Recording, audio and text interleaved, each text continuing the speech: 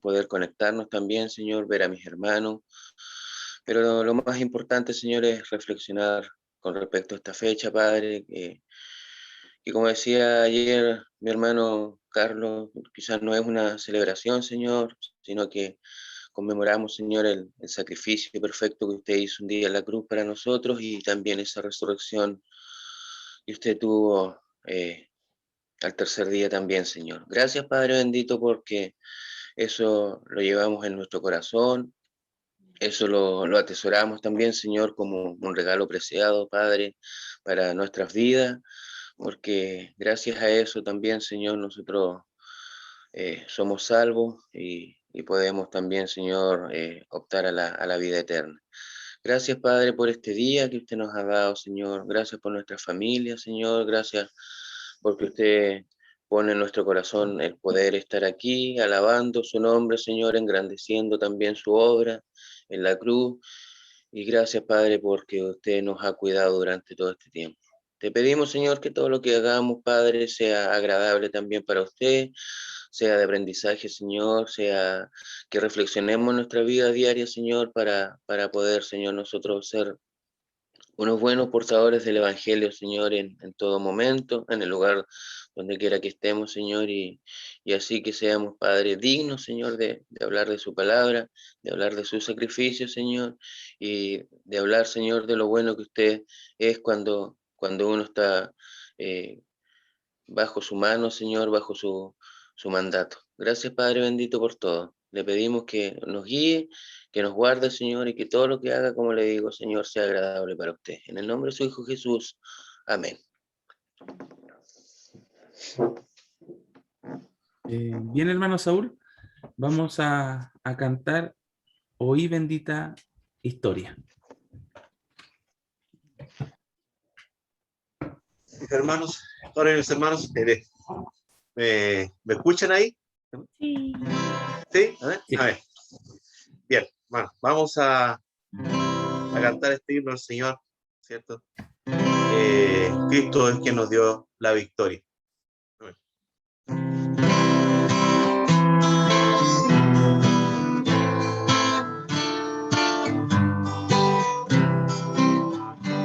Hoy bendita historia de Jesús que entregó su gloria al Calvario decidió venir para salvarme a mí.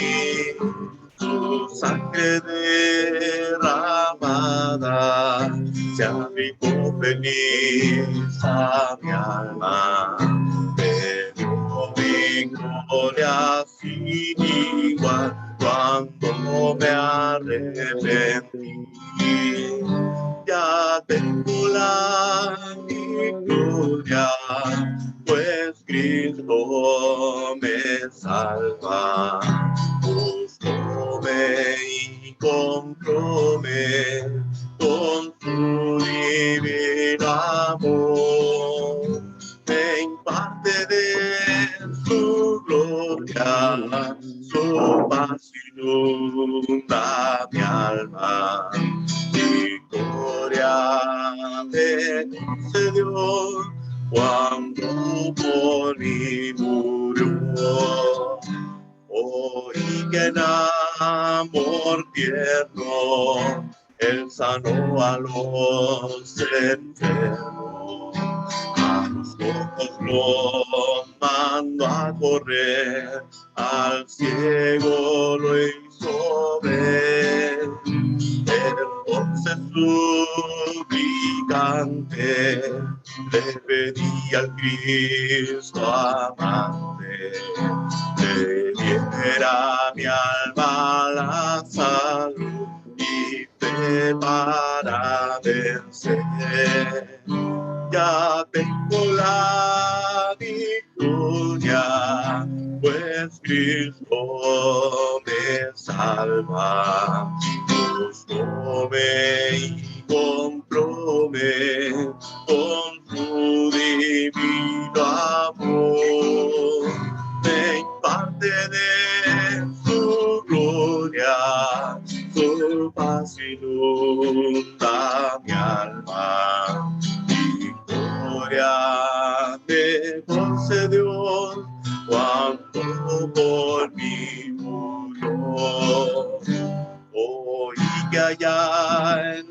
la gloria, hay mansiones de victoria, que su santa mano preparó para los que él salvó.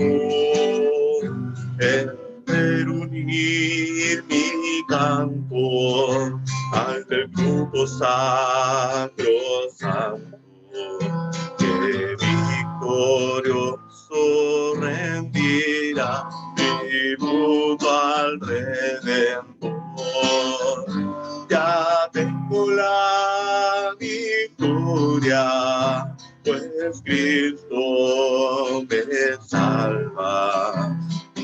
Come y comprome con su divino amor, me imparte de su gloria, su paz inunda mi alma.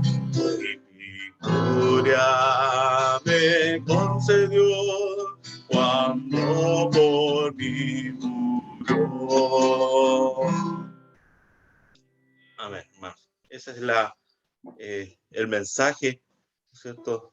Parte del mensaje del Evangelio del Señor. Dejo a nuestro hermano Carlos con la dirección. Gracias, hermano Saúl. Tenemos la victoria por el sacrificio de Cristo en la cruz, por Él, porque Él hizo un sacrificio perfecto. Y eso es el descanso que nosotros podemos tener, en donde podemos depositar toda nuestra confianza. Así que qué gratitud poder cantar en esta mañana esa alabanza a nuestro Señor. Bien, ayer compartíamos un poco de lo que era Isaías 53, ahí veíamos un poco el contexto del libro, la situación que se encontraba Israel, una situación totalmente compleja, totalmente difícil, pero ahí en medio de eso el Señor pone esta profecía por medio del profeta Isaías, eh, una profecía que iba a cambiar la historia de la humanidad, que iba a cambiar nuestra historia, y sin duda el Señor la cambió. Eh, de eso es lo que quiero hablar hoy día, hermanos, de lo que el sacrificio de Cristo traería a la humanidad. El fondo de sus padecimientos. ¿Cuál fue el fondo de haber padecido? Deme un segundo, estoy agregando uno, hermano.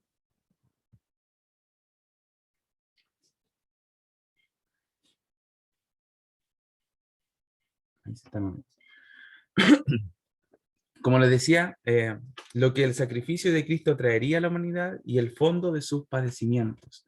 ¿Qué traería, qué consecuencia traería como leíamos ayer, todos los padecimientos, todo el sufrimiento, todo lo que tuvo que soportar el Señor Jesús por nuestros pecados? ¿Qué traería esto? Traería, hermanos, un sacrificio perfecto, un único sacrificio. Y ahí, si se pueden imaginar qué texto quiero hablarle hoy día, cuando me refiero al único sacrificio perfecto, único gran sumo sacerdote.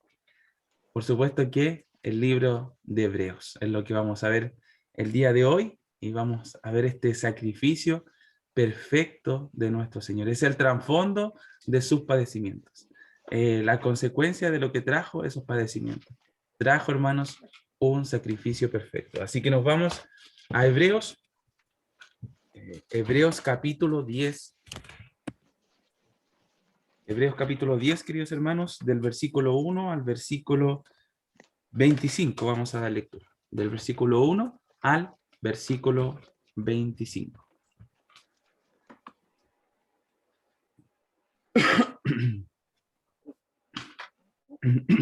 Bien, hermanos, vamos a dar lectura. Le voy a pedir, a ver a quién está por ahí. Al tío Jovencio, si puede dar lectura del versículo 1 al versículo 5. Y después continúa el hermano Guido, del versículo 6 al versículo 10. Después el hermano César, del versículo 11 al versículo 18. Y termina el hermano Alejandro Ulloa del versículo 19 al 25. Comience nomás, hermano Jovencio. Bueno, les saludo a todos. Porque la ley, teniendo la sombra de los bienes venideros, no la imagen misma de las cosas, nunca puede, por los mismos sacrificios que se ofrecen continuamente cada año, hacer perfecto a los que se acercan. De otra manera, cesarían de ofrecerse, pues los que tributan este culto limpios una vez, no le tendrían ya más conciencia de pecado. Pero en estos sacrificios cada año se hace memoria de los pecados, porque la sangre de los toros y de los machos cabríos no puede quitar los pecados. Por lo cual, entrando en el mundo, dice, sacrificio y ofrenda no quisiste, más me preparaste cuerpo. Holocaustos y expiaciones por el pecado no te agradaron. Entonces dije, he aquí que vengo, oh Dios, para hacer tu voluntad, como en el rollo del libro está escrito de mí, diciendo primero, sacrificio y ofrenda y holocausto y expiaciones por el pecado no quisiste, ni te agradaron, las cuales cosas se ofrecen según la ley. Y diciendo luego, he aquí que vengo, oh Dios, para hacer tu voluntad. Quítalo primero para establecer esto último. En esa voluntad somos santificados mediante la ofrenda del cuerpo de Jesucristo, hecha una vez para siempre. Y ciertamente todo sacerdote está día tras día ministrando y ofreciendo muchas veces los mismos sacrificios que nunca pueden quitar los pecados.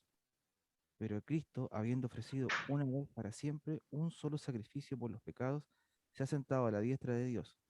De ahí en adelante, esperando hasta que sus enemigos sean puestos por estrado a sus pies.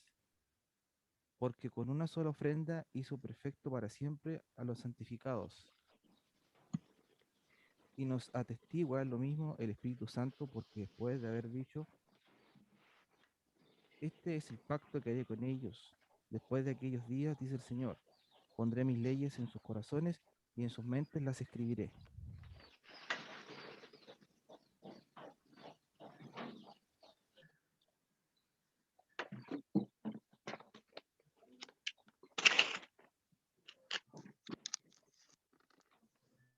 Era hasta el 18, hermano César.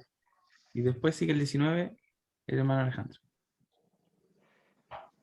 Añade, nunca más me acordaré de sus pecados y transgresiones, pues donde hay revisión de estos, no hay más ofrenda por el pecado.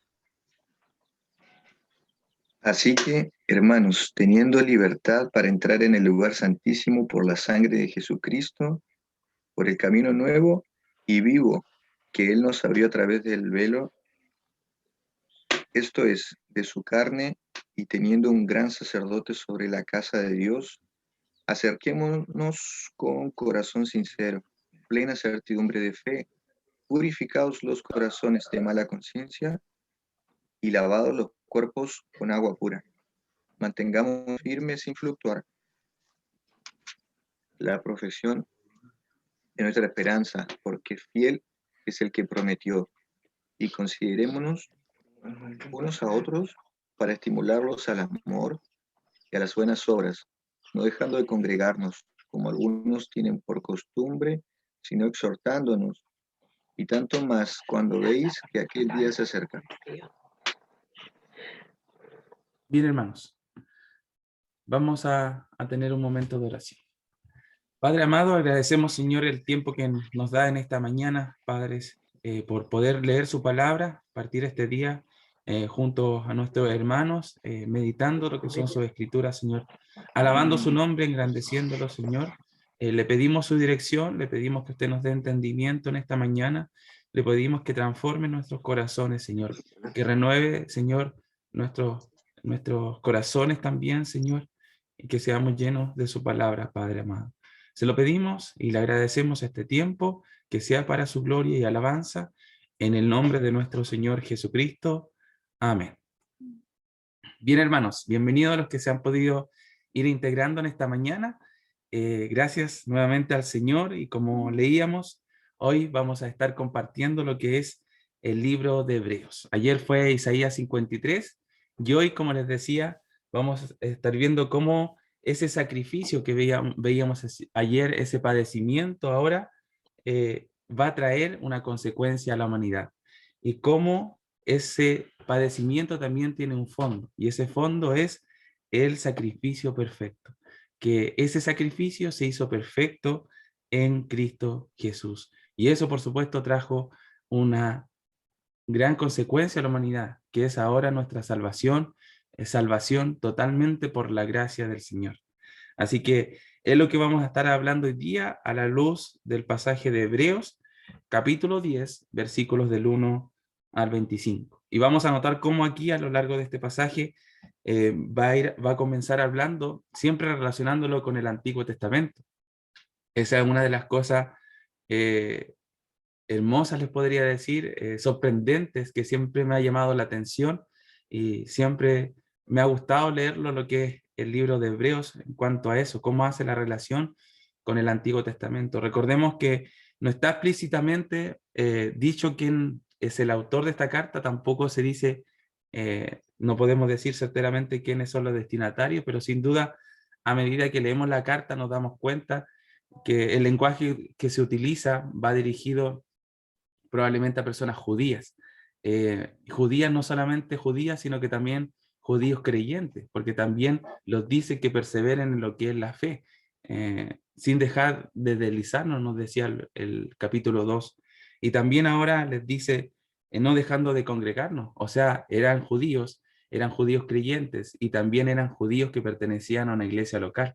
Por lo tanto, podríamos deducir claramente que es una carta dirigida a judíos creyentes. Por lo tanto, siempre va a tener esta relación con lo que es el Antiguo Testamento. Una relación que no le quita mérito al Antiguo Testamento, no le quita peso, sino que le da mucho más valor. ¿Por qué? Porque lo llama como la sombra de lo que había de venir. Entonces ahí nosotros podemos notar toda esa unión, toda esa potencia que le da al Antiguo Testamento, y podemos decir que siempre va a tener esta relación con lo que es Cristo. Denme un segundo, hermano, aquí salió un mensaje. Entonces, el Antiguo Testamento también se va a relacionar con Cristo, porque va a ser la sombra de lo que ha de venir. Esa es la relación que tiene, y Hebreos es el libro que lo une de la mejor manera posible. Y parte el versículo 1 del capítulo 10 diciendo: porque la ley, teniendo la sombra de los bienes venideros, no la imagen misma de las cosas, nunca puede, por los mismos sacrificios que se ofrecen continuamente cada año, hacer perfectos a los que se acercan. Aquí comenzamos, como les decía, hermanos, nos viene diciendo, teniendo la sombra de los bienes venideros. O sea, los sucesos ocurridos en el Antiguo Testamento estaban siendo la sombra de lo que iba a ser con Jesucristo. Todo el ritualismo, todo el proceso de la expiación por los pecados, cada paso iba a ser lo que iba a ser finalmente el sacrificio de Cristo en la cruz. Se sacrificaba cada año, el sumo sacerdote tenía que estar ahí cada año sacrificando animales, la sangre de los corderos, no solamente por el pueblo, sino que también por él. Entonces, esas cosas, esas situaciones que estaban viviendo ellos, cómo entregaban esa sangre en sacrificio por sus pecados a Dios, eso también iba a ser una sombra de lo que iba a suceder después con Cristo en la cruz. Dice, no la imagen misma de las cosas, o sea, no tal cual, no como Cristo final lo hizo a imagen y semejanza. Entonces, ahí está la diferencia. Era una sombra, pero la sombra tampoco le quita mérito, sino que es la imagen, no es la imagen misma, porque Cristo finalmente va a ser la imagen misma. Nunca puede, dice, por los mismos sacrificios que se ofrecen continuamente cada año, hacer perfectos a los que se acercan. Si esto fuera así, ¿qué hubiera pasado en el Antiguo Testamento? No se hubieran necesitado más sacrificios. Si este sacrificio, si los sacrificios expiatorios del Antiguo Testamento hubieran sido perfectos, hubieran sido únicos, hubieran sido de la imagen, no se hubiera necesitado más sacrificio y ahí ellos hubieran tenido el sacrificio perfecto. Pero eso no fue así. Ellos tenían que hacerlo, como dice ahí, continuamente cada año. ¿Ya? ¿Por qué? Porque ellos no se podían hacer perfectos por los sacrificios que hacían en el Antiguo Testamento. Y el versículo 2 nos dice, de otra manera, cesarían de ofrecerse, como les decía yo, hubieran cesado, ahí se hubiera terminado, no hubieran tenido que estar cada año sacrificando un y otro animal. Pues los que tributan este culto limpios una vez, no tendrían ya más conciencia de pecado. ¿Sí? Ya sacrificamos animales, ahora nos relajamos, ya no tenemos que hacer nada más.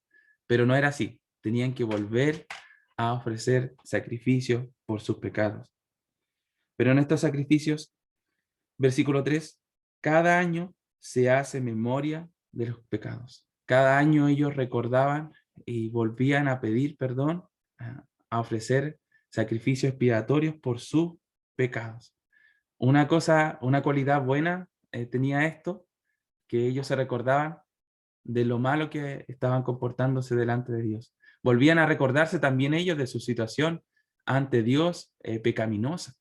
Y sin duda, ustedes ven cómo esto se enlaza también con nosotros hoy. Nosotros no tenemos que volver a hacer un sacrificio, no tenemos que volver a sacrificar un animal, pero sí el Señor nos manda ¿qué? A recordar su muerte, a recordar sus padecimientos. Y esto a través de la cena del Señor. Entonces ven cómo lo que estaba antes es sombra, es totalmente sombra, porque se vuelve a repetir con nosotros, pero ahora de forma diferente. Ahora con un cordero perfecto, con una sangre perfecta y única. Estamos en el versículo 4.